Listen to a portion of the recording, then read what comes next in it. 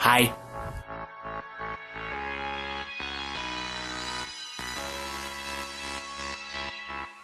Alright, RWBY episode number 6, the Emerald Forest.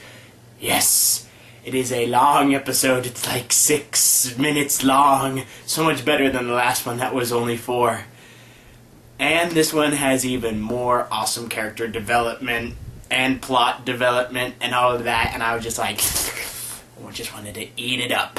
Alrighty, beginning, we have Yang. She's going through the forest looking for RWBY, which is strange because I didn't believe that she wanted RWBY to be her partner. But I guess she was just checking to see if she was alright. And she ends up fighting 2 really big monsters, which are, I would say, resemble bears. Big, spiky bears, but bears nonetheless. So she's... And this fight shows that Yang, she's very cocky when fighting. She likes to joke and make puns and all that. But then one of the creatures cuts off one piece of her hair. And she goes nuts. Her eyes turn red. She goes Super Saiyan and basically blows the crap out of one of them. Kind of like what happened in the yellow trailer when Junior got some of her hair. So apparently she's very protective of her hair. Let it be the conduit of her power or just some over-obsessed girl thing. I don't know. But anyway, the second creature is then killed by Blake, thus creating the Yang-Blake team-up. It then goes back to Weiss and RWBY. Now, when we last saw Weiss, she was being attacked by another creature. And a whole bunch of them have appeared since then. They seem to form sort of a wolf pack type deal. We learn a little bit about Weiss's fighting style from this. Now I know a few of you guys have commented before about this, but she seems to be a fencer. You know, not somebody who builds his fence, but somebody who fences with a sword. You know, yeah, you get it. But anyway, she prefers to take on enemies one-on-one. She didn't go into a circular defensive pattern. She took an attack stance and focused all her attention on one enemy. When being against a wolf pack, she seemed to be at a loss. But we don't really get to see what would have happened because as she attacks, RWBY comes out of nowhere and hits the bad guy, and Weiss has to deflect her attack or else she would have burnt RWBY to a crisp. And it is due to this that then they have to retreat because the forest is set on fire and they're able to escape. Now, RWBY is used to fighting by herself due to her whole awkwardness around people. And she doesn't communicate well. That's what Weiss says, that you don't communicate at all.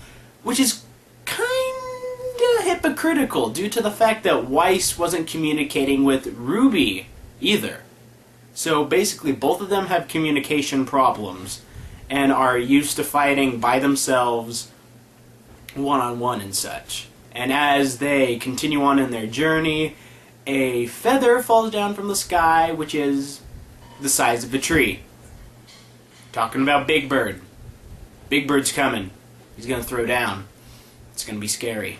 Next we go to our third pairing, which is Pyrrha and John. And they're basically going through the forest with Pyrrha at the lead, John stumbling along, getting himself hurt, because, you know, he's kind of awkward.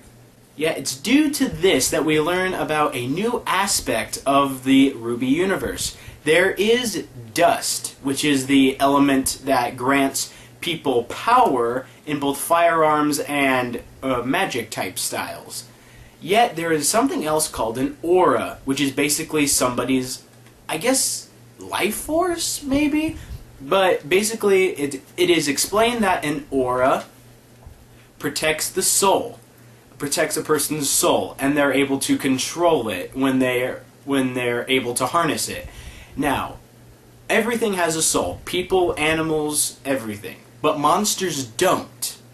because they are the monsters of Grimm, and they are manifestations of, now give me a moment to get the word, they are creatures of anonymity.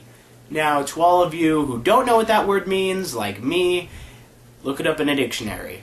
Luckily, I did that for you. Anonymity means that you are accursed or damned. So basically, the creatures of Grimm are the accursed or damned creatures of the world. So obviously, they don't have a soul.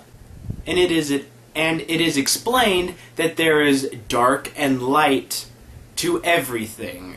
Aura, people, everything. Everybody has a little bit of dark and light in them. And also, probably the biggest thing that we need to know about a person's aura is that when you're able to tap into it, you can use it as a form of force field to protect yourself.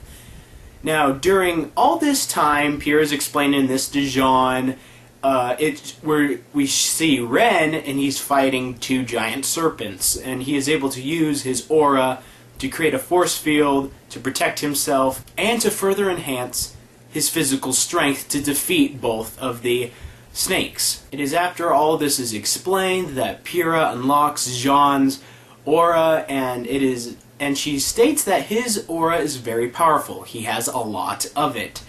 That's probably going to come into play later on in the series, where he's going to have to use his aura to protect someone or do something with it. I think it's real important to remember that. And last but not least, we end on a comical note with Ren and Nora finally becoming a team. And boom, end of the episode. This was an awesome episode. Gave us more insight into the characters and the mythos of the universe, RWBY.